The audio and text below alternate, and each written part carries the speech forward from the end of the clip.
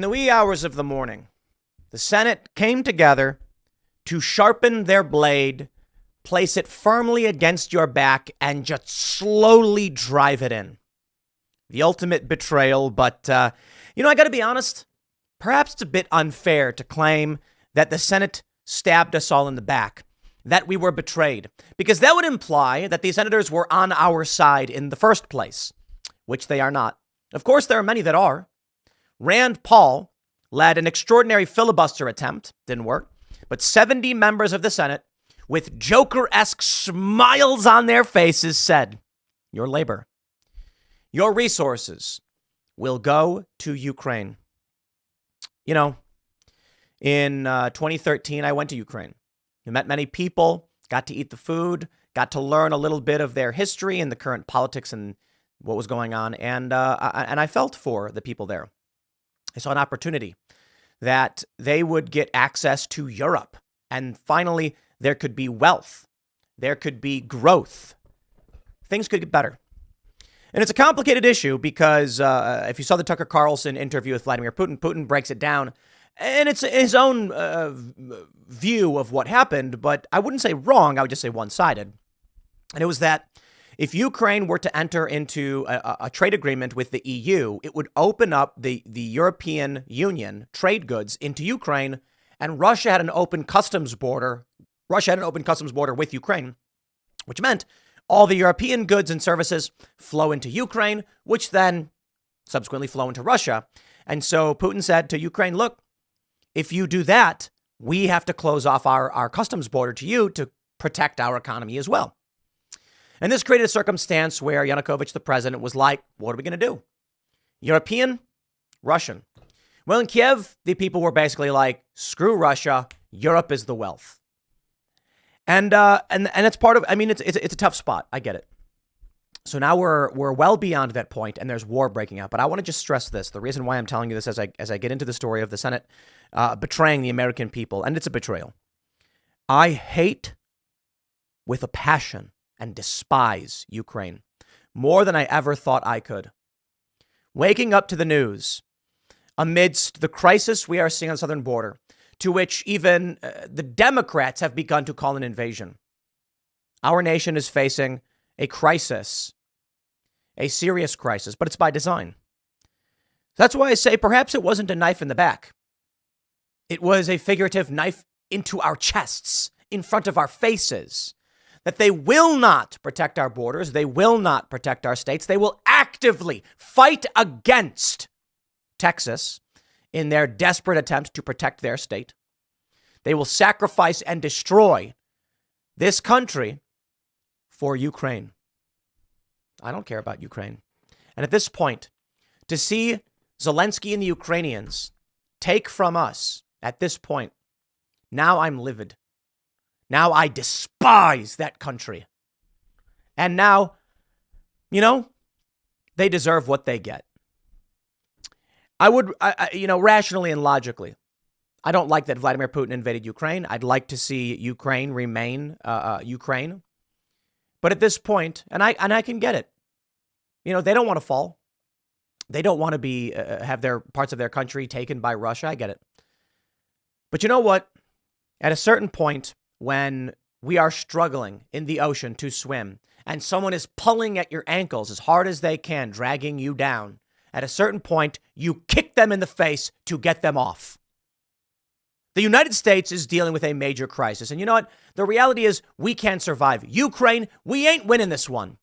The idea that we are involved in a war for which was not declared is disgusting. People like Chuck Schumer saying we could lose this war. Oh, you could? I don't remember how I got involved in it. In the meantime, as we are struggling to stay afloat amid our own crisis, you keep giving more and more to a foreign country that will not win. And here we are. The AP News, Senate passes $95.3 billion aid package for Ukraine and Israel, but fate in the House is uncertain. Well, I can at least say this. There is some hope. House Speaker Mike Johnson rejects Senate Ukraine funding bill. This from the postmillennial.com. So last night, before the Senate voted on this at 8:10, Mike Johnson outright said, no. And they passed it anyway. I hope Mike Johnson stands firm, refuses to bring this to a floor vote, and the bill is dead on arrival. Good. Let me read a statement for you. I believe that Kevin McCarthy would have steamrolled this through and said, I understand there are concerns, but I think it's fair that we give the representatives a chance to determine whether or not this is the appropriate move to make. And then, of course, you get rhinos siding with Democrats to squeeze through this bill. Mike Johnson said, House Republicans were crystal clear from the very beginning of discussions that any so-called national security supplemental legislation must recognize that national security begins at our own border. The House acted 10 months ago to help enact transformative policy change by passing the Secure Our Border Act. And since then, including today, the Senate has failed to meet the moment.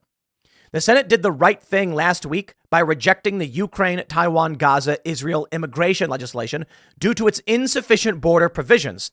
And it should have gone back to the drawing board to amend the current bill to include real border security provisions that would actually help end the ongoing catastrophe. Instead, the Senate's foreign aid bill is silent on the most pressing issue facing our country. The mandate of national security supplemental legislation was to secure America's own border before sending additional foreign aid around the world. It is what the American people demand and deserve. Now, in the absence of having received any single border policy change from the Senate, the House will have to continue to work its own will on these important matters. America deserves better than the Senate's status quo. There's no guarantees. We have absolutely no guarantee that the House will stop this from happening. But man, I can believe it. But it does bring a bit of despair and hopelessness. I suppose we just have to keep pressing. And come November, we need a tidal wave of voters. Eric Schmidt says, nearly every Republican senator under the age of 55 voted no on this America Last bill. 15 out of 17 elected since 2018 voted no. Things are changing, just not fast enough. And I hear it. I saw someone say that it's an insanity to believe that we are going to be able to change things through elections. I humbly disagree. The issue is just that you need an overwhelming presence. The idea that you're going to change things with the status quo in terms of an election, I agree.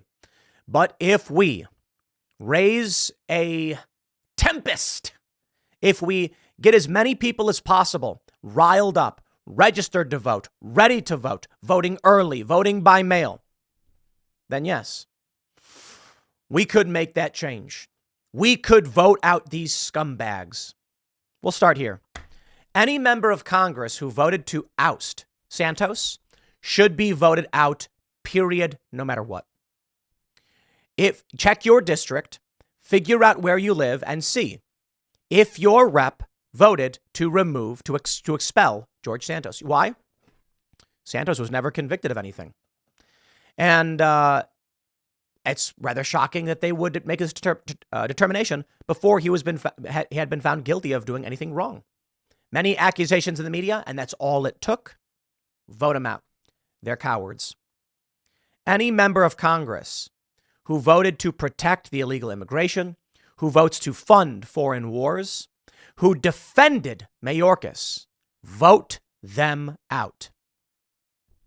Check your district. This is where it matters. Additionally, guys, if we win at the state level, if y'all vote for actual America First, Libertarian or Republican candidates, and if they're Libertarian, they're probably going to be running on the Republican ticket. You win at the state level, and you turn your state into a red state legislature, there's a possibility that there could be a convention of states, and you can enact dramatic change. So perhaps voting in the traditional federal sense may be a bit difficult. Win at the state level. We got to organize. You got to take a look at who your state reps are, who your state senators are. You've got to support. You got to talk to them. State reps and state senators, easy to contact. These are smaller communities where you live. You can check their offices. You can talk to them. Federal is a bit harder, but you can still do that too. You can always go to the office of your elected representatives and talk to them. Sometimes they're not there, fine. It's not as hard as you might think. In fact, the public, you're allowed to go to the Capitol, enter the building, go to their office, knock, and ask to speak with them. They're usually not there. Granted, they have 750,000 or more constituents. Depending on the state, could be less. Here's our good friend Chuck Schumer. Ukraine is dangerously low on supplies. If America doesn't send aid to Ukraine with this national security bill, Putin is all too likely to succeed. The only right answer to this threat is for the Senate to face it down unflinchingly by passing this national security bill ASAP. He's the Joker. That's what he is. Chuck Schumer, when I saw that tweet, that is when I truly felt the hatred for Ukraine. Now, logically, part of me doesn't like that feeling. I've got Ukrainian friends I mentioned before. I don't blame Ukraine for trying to save themselves and to resist this. But I don't care. I just don't. I am sick of Zelensky. I am sick of our involvement in this conflict for no reason. Oh, they'll give you a fake reason. They will give you a fake reason indeed. No reason. Oh, they'll make every argument in the world. There was one, I can't remember which senator said this, but I saw a tweet where a senator was like, a briefed senator knows so much more about what's at stake than the average American public. Don't care. Literally don't. Vladimir Putin could do whatever he wants for all I care. I mean it. Whatever he wants. Now, that being said, if Vladimir Putin were to launch an invasion on America, I might say, okay, looks like a war hath begun. And then you make the arguments about NATO. What if he invades NATO? You know what, man? I don't care. I am sick of NATO. I'm sick of all of it. I like Europe. Estonia, beautiful, beautiful country. But at what point, when the United States is experiencing a crisis which will destroy the fabric of of this nation, at what point do we stop and say, I'm sorry, NATO, we have our own problems to deal with? That is to say, if our border was secure, if our roads were fixed, if Gen Z had affordable housing, I might say, guys, we're doing pretty well. Let's consider what our allies are going through. But right now, I'll put it to you this way. I will not care for or even consider what Vladimir Putin is doing or may do while my basement is flooded and my kitchen is on fire. The neighbor across the street says, help, the guy across the alley is trying to break into my back door. And I'm going to be like, guy, Jim, I'm sorry I can't help you. My house is on fire. I'm sorry, dude. And this is where we're currently at. Now, of course, in this bill, you've got J.D. Vance mentioning that this actually is a sleeper provision to impeach Donald Trump. I love it. The Washington Post writes, J.D. Vance's sloppy effort to turn MAGA world against Ukraine funding. Philip Bump, national columnist for the Washington Post. J.D. Vance is not turning MAGA world against Ukraine funding.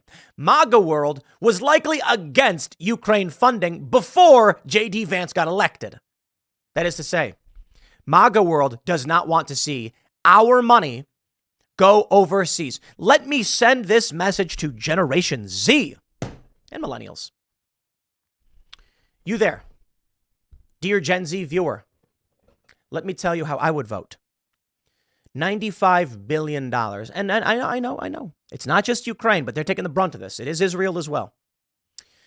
Dear Gen Z viewer, that's right, you, young Gen Z person, I would vote to send all $95 billion to you. Just you. Just the individual. I would rather see 95 billion US dollars be handed for no reason into the hand of some 26-year-old Gen Z person who's a graphic designer. Don't care. Literally don't. And you can do whatever you want with it because it will be better spent than it would be if we gave it away to a foreign country who cannot win their war. But here's the reality. Why am I seeing videos of Gen Z saying they can't afford food, saying they can't afford rent, saying they can't get, they can't live in anything but a shoebox while the border is open, while we are funding a war in Ukraine for which we cannot win. Why?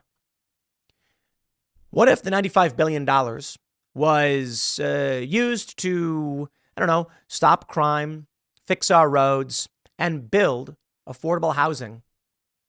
In fact, the funny thing is we don't even need government money to do it. You could issue a loan. Why not focus on America and what the needs of the younger generation is? I tell you this, my friends. They would have you turn against Donald Trump. But your best path to owning a house, sitting on your couch, watching a sporting event with a slice of pizza, and just living comfortably in the country that was promised to you by your ancestors and forefathers, it is still there. But we have to stop the corrupt, the evil, the psychopaths. We have to vote them out. We have to vote en masse. And you know, I'm seeing that Gen Z is actually shifting towards the right. It's your only opportunity. Or I should say, if we do not see a tidal wave this November, and it's possible we don't, it'll just get worse and worse and worse. And you know, I got to be honest. Life will never get better for Gen Z unless there is an America First Republican wave, not a rhino neocon wave. If Democrats or the neocons win, Gen Z will live in cardboard boxes. If we see the America First Republican wing and more libertarian candidates win, Gen Z might actually get to taste the American dream, get those houses, and not just live in squalor surrounded by non-citizens who have the right to vote. That's right. In many of these cities, they're being given the right to vote. In the end, I'll tell you this. If Gen Z goes and votes for Democrats or rhinos or whatever, I'm not worried about it. And I think most of you wouldn't be either. Why? Because we're in the know to a certain degree, and we're survivors. That is to say, life will probably get pretty bad. But I hope y'all have chickens. I can hear them screaming right now. Yeah, Gen Z is going to be out of luck. I don't know what they would do. But for those of us who are millennials, those of us who are Gen Xers, in the event of true crisis and catastrophe, many of us would figure something out. Life would be bad. Gen Z, on the other hand, especially living in cities, I don't know what to say. I don't know what they would do. Become serfs on some guy's farm, maybe.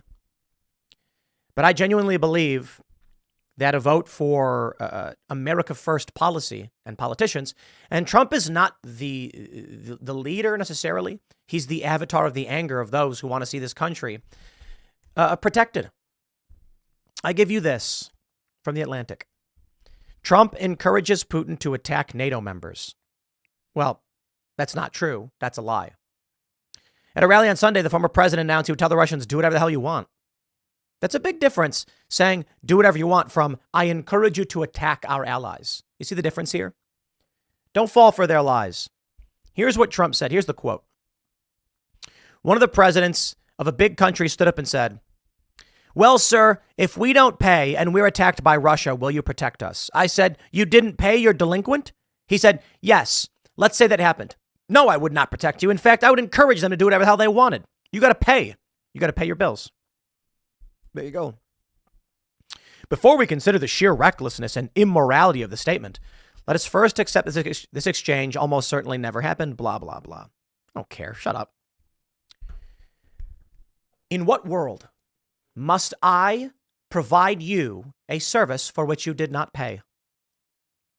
You want security services, you pay for it. It's that simple. I am sick and tired of America World Police, because that's what this has always been about. The liberal economic order, they call it. U.S. military bases everywhere, and we foot the bill. I know what they say.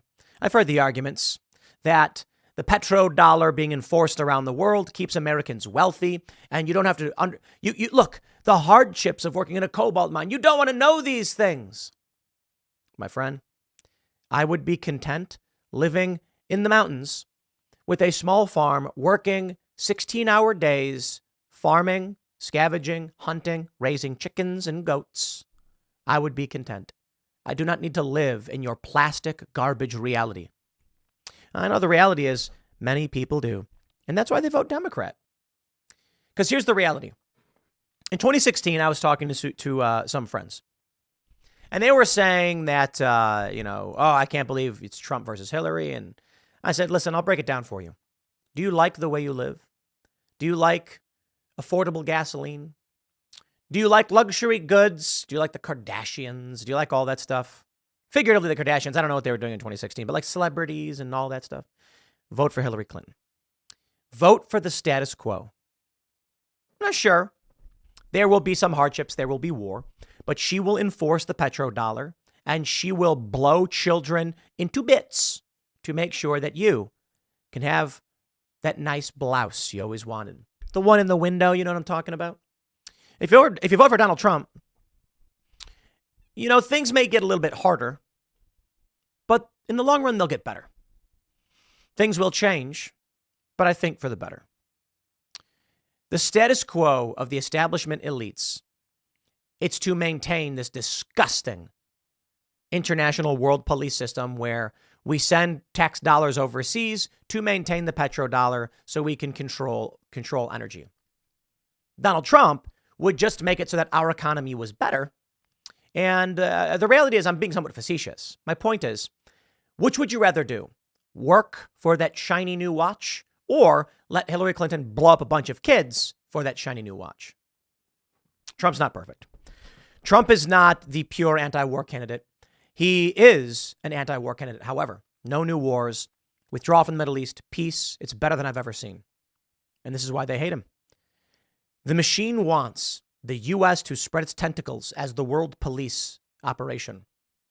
Donald Trump is an end to that, and that is an existential threat to these scumbags. And right now, that's why I say it is unfair for me to describe what the Senate did as a knife stuck in your back. Because when were they ever on your side? No, the Senate stands in front of you smiling like the Joker, like I said. And they put the blade right in your belly. They tell you to your face, they will gut you, they will take from you, and they will burn this country to the ground before they let you do anything that could upset their plans. Because they're better informed than you. That's too bad. So long as you want to keep secrets and pretend like you're better men, then we will oppose you. I'll leave it there. Next segment's coming up at 1 p.m. on this channel. Thanks for hanging out, and I'll see you all then.